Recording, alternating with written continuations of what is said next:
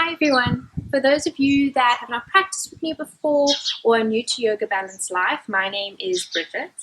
So I am outside, so if you hear birds chirping or a car driving past or even a dog barking, you know why. It's such a beautiful, cool morning that I thought I would take it outside. So this is a series of yoga poses that I'll be breaking down into correct alignment so that you can practice this in your comfort of your own home or your own space.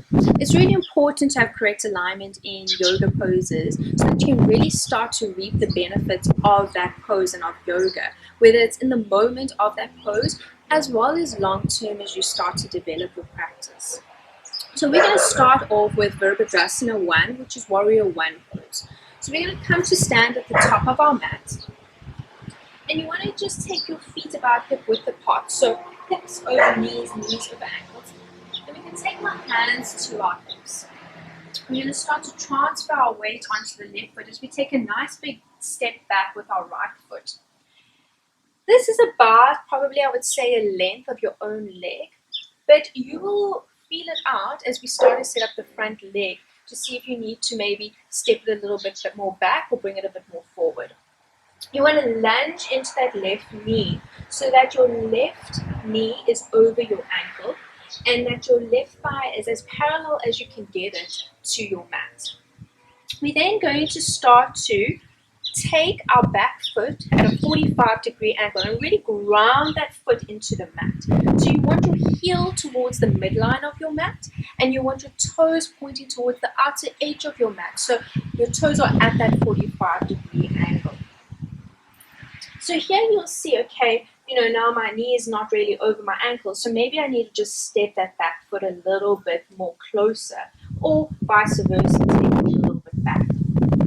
You want to square your hips to the front of the mat. So you really want to wrap your right hip forward and your left hip back. If you're finding it difficult to square your hips to the front of the mat, maybe you want to start taking your feet on parallel tracks a little bit more. So if you don't have a line down your mat, maybe you want to just imagine that there is a line down your mat and you take your left foot a little bit more to the left and your right foot a little bit more to the right. And this will really, the wider your stance, it will allow you to really start to square your hips to the front of the mat. And really take your time here. You really want to make sure that you set up the base properly so that you can start to really build from the bottom up. So if you need to make adjustments, do that. Even if you are in a yoga class, take your time to set up your base. So you really want to energize and ground through both feet to really encourage equal weight in both legs. Really, it's a strong pose. You're really building endurance and strength in your lower body, your thighs, your hips, your knees, and your ankles. Once you're happy with this setup, you want to start to draw the lower frontal ribs in, and you want to start to draw your tailbone down, allowing you to find a little bit more space in your lower back and really allowing you to lengthen your spine up as you broaden your collarbones. Encouraging some stretching in the chest, allowing any stiffness into the shoulders to release, and really encouraging circulation and respiration. You're going to start to inhale as you draw your arms up. You want your arms in line with your ears.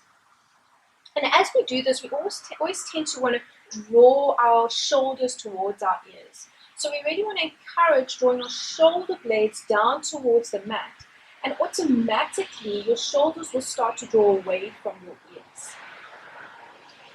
Your fingers are active, your arms are in line with your ears, and you're starting to turn your pinky fingers a little bit towards the midline as your thumbs face the back. Your chin is slightly tucked and your gaze is forward. Or if it's comfortable, you can start to take a little gaze up towards your fingers. So it's just a gentle gaze up. You're not arching your neck back. It's just more of your sight line going up. We're going to take full breaths here, at least 3 rounds of breath. It's really a great pose to build endurance, strength, and stability, encouraging focus and balance. And if you suffer from any shoulder injuries or pain, you can take your hands to your heart center or even to your hips. And if you suffer from any hip or knee injuries, you can lift that back foot up, almost coming into a high crescent lunge. Once you've finished your 3 rounds of breath, you can take a step to the top of your mat. You can take your hands to your hips again or to your heart center to take at least 2 rounds of resting breath. And then you'll take that on the other side. So you'll step your left foot back, grounding that back foot, lunging into that right knee as you inhale, your arms go up. And making sure that you make all the necessary adjustments and modifications on this side, really allowing you to balance out your body. And then taking 3 rounds of breath.